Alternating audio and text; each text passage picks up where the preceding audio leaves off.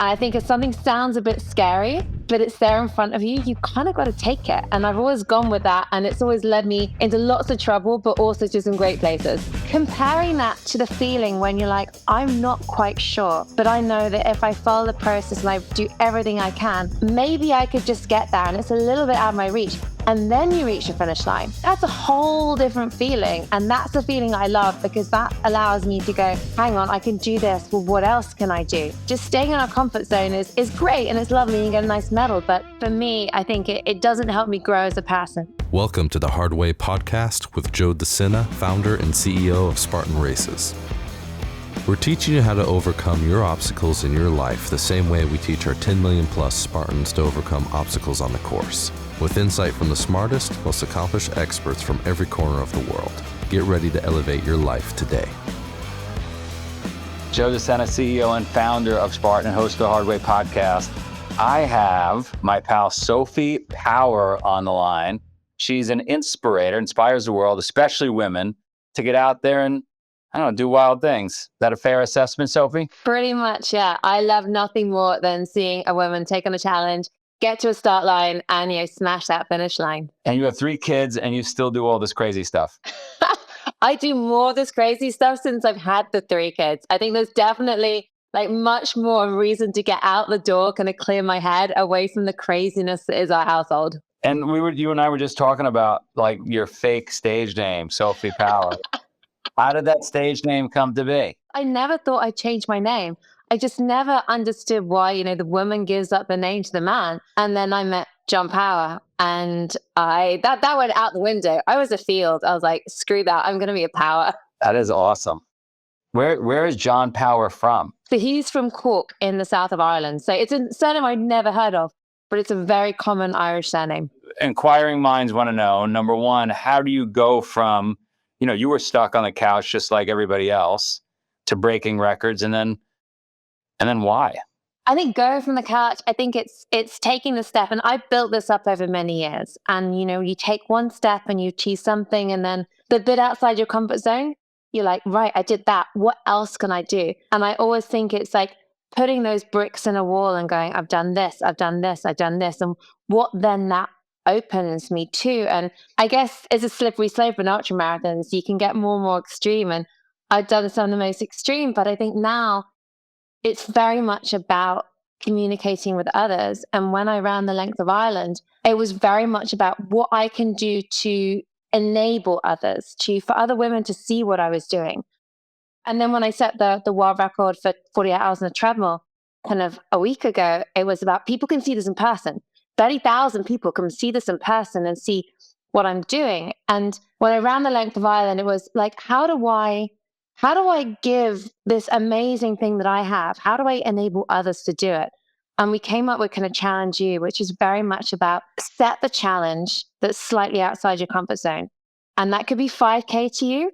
That could be a marathon. That could be, I want to cycle to kind of my friend's house that's kind of 20 miles away, whatever's really kind of just outside your comfort zone and really personal. Because you're going to have to train for it and you're going to have to know why you're doing it. And because it looks good on Instagram is not going to cut it when it's freezing cold at 5 a.m. and you're training. And for me, Ireland was very much about, I'm dropping my daughter in the south. I'm taking my boys up north. They're going to crew me. And I'm going to run to my daughter as fast as I possibly can. And that vision at the end of getting a hug from her and being mum again, it was everything to me. And it was about getting that friends and family around you because you need that support. We can't do it on our own. I have a village here. I have all the mums that do the pickups and the drop-offs with me. If I need a bit of extra time, I was like, can I drop my boys half an hour early? Can you drop them at school? I'll pick all your kids up from tennis. All of that together. We need that support. We need that kind of people around us that believe in us, that know we can do it, that will take our goal as their goal. And when you have your friends and family around you and you know why you're doing something and you know how you're going to feel when you get there, I believe we can do anything. And for me, it's not about doing races now. It's about doing challenges. It's putting myself out there to try and inspire other women and empower them. And how I fit all this into my crazy life with 3 kids. It's about showing that, women, life doesn't stop when we have children, that we're still has this athleticism. We still can have our goals as mothers. What inspired you to get signed up for something crazy? I think I was really lost. I mean, I've been made redundant from a job in finance. I didn't know where to go in my life. My friend had just done the race. Now, when I was at university, I trained in the University Air Squadron. I trained as a pilot navigator with the Air Force. And we did this thing called the 9 Mega Marches, which is 100 miles over 4 days. And I did this with my friend Simon. And I'm a good hiker. I've grown up hiking. I've grown up visiting this beautiful area of the UK called the Lake District, where my grandma's from. It's where all the fell running is. And I love walking. I love being outside. I feel I've missed out on this childhood of sport because I do love it. And he said, you'd be really good because everyone walks. No one tells you that bit. They tell you they run, but he goes, everyone walks. And you're great at logistics. You're great at managing a pack. You're strong and you can hike. And everyone hikes. Everyone tries to run the first kind of 10 miles and then they realize it's sand and they're going to hike. So he just said, sign up. And sometimes you've just got to go, do you know what? Screw it. I'm going to do it. And not really think too much about something. I think if something sounds a bit scary, but it's there in front of you, you kind of got to take it. And I've always gone with that. And it's always led me into lots of trouble, but also to some great places. I have this saying, fire, ready, aim. Because if we sat around and got ready and aim, sometimes we don't pull the trigger. We won't do it. No, we think of so many reasons why not. And I think it's got to feel slightly uncomfortable because I think if we know, when I ran across Ireland, ran the length of Ireland a few months ago, it was very much about inspiring women to take on a challenge. And if it sounds easy and you think I can definitely do that, then when we cross that finish line, we're like, oh, I knew I could do it. And I did it. Great. This is awesome. Comparing that to the feeling when you're like, I'm not quite sure, but I know that if I follow the process and I do everything I can, maybe I could just get there. And it's a little bit out of my reach. And then you reach the finish line. That's a whole different feeling. And that's the feeling I love because that allows me to go, hang on, I can do this. Well, what else can I do?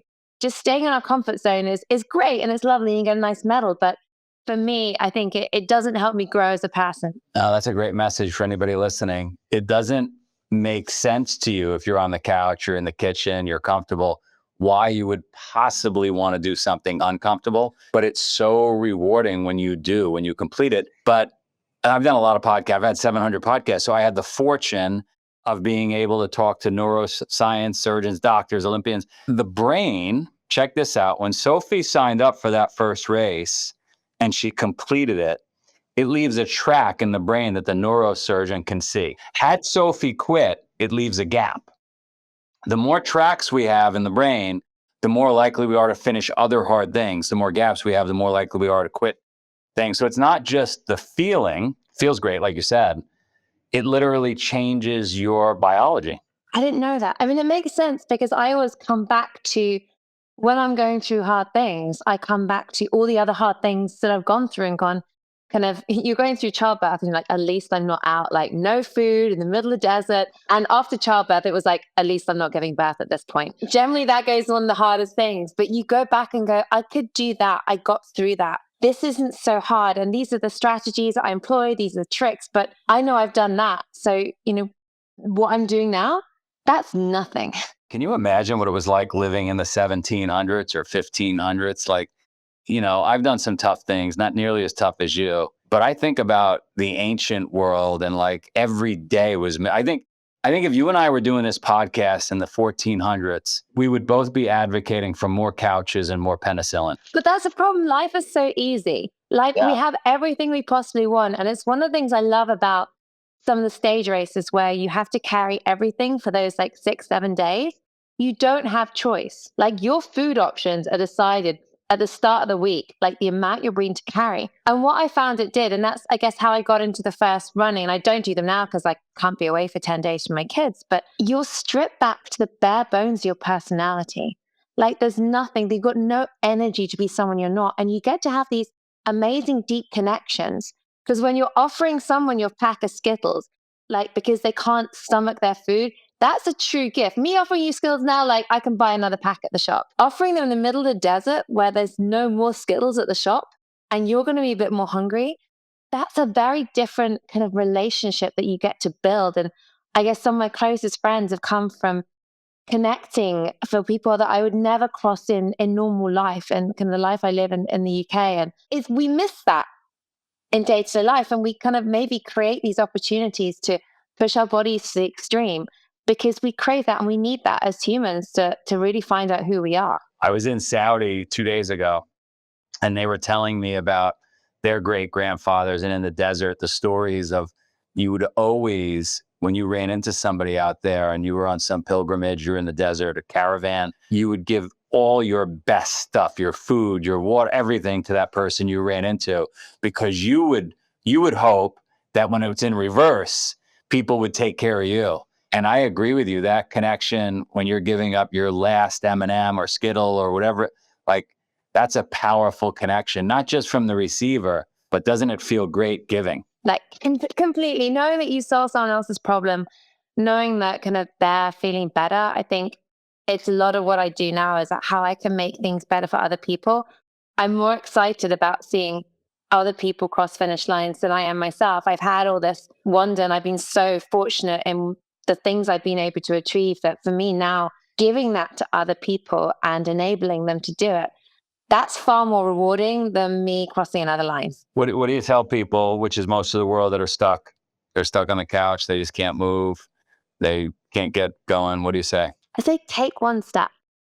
And I think decide on a challenge. And when I ran the Length of Ireland, we came up with this thing called Challenge You, which is really, I think inspiration is only one part of it. And I think inspiration, being inspiring, can be really quite damaging because you're not telling people how to do things. And so Challenge You is very much about, think about a challenge that is a bit outside your comfort zone.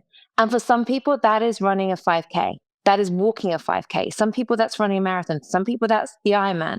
It's very personal. It's something just outside your comfort zone that you can't do today, but you could do. But make it really personal. So it's got to be a 5K you really want to do. And for me, Ireland, with John being Irish, the idea was I dropped my daughter, my then 3-year-old daughter in the south, took my 2 boys north, and I was going to run back to my daughter as quick as I possibly could. And that was every day was in my head, I'm going to run to Saoirse as fast as I can. It was so personal. And then it's about getting your family and friends behind you because there's very little we can do on our own. I can do absolutely nothing without my village. I've got a village around me of the other moms. We share drop-offs. I'm like, guys, I need an extra half hour for my run today. Can I drop my boys at yours? I can pick them up. I've got like a van that I take a stack of kids to tennis in. Another mom picks them up. And the kids are behind me. And it's find your village, find your support that are going to keep you going through the training, are going to absolutely take your goal as their goal and back you all the way because there's very little we can do ourselves. When we get down, when we doubt ourselves, we need those people around us to go, you can do it. And I always my husband he believes I can do far more than I believe. And every time I'm like, yeah, I can't do this. He's like, you absolutely can. And reminds me of that. So we need cheerleaders. We need friends around us. And we need that vision of that end goal. And my vision was seeing my daughter and giving her a cuddle. And, Ireland it was 350 odd miles. It took me 3.5 days. But all I could think about was Saoirse and how she'd want to see mummy. And how also I needed to get home before 8 because I need to get her to bed on time because she'd be a nightmare the next day. But yeah, it's how we achieve these goals. And it's like just saying, I'm going to do a 10K because it looks good on Instagram. That's not going to get you to do the training. If it's really personal and you have the support, that's going to get you across that finish line. Make it personal, build your village, tell everybody you're doing it. That's another thing we found, right? Tell everybody you're doing this thing. So you'd be a fraud if you don't complete it. You got to burn the boats, right? You want some pain if you don't do it or you back out. I don't know if you agree with this, but always have something on the calendar that scares you because it keeps you on the straight and narrow. It keeps you waking up early, going to bed early, eating a little more salad, not drinking too much.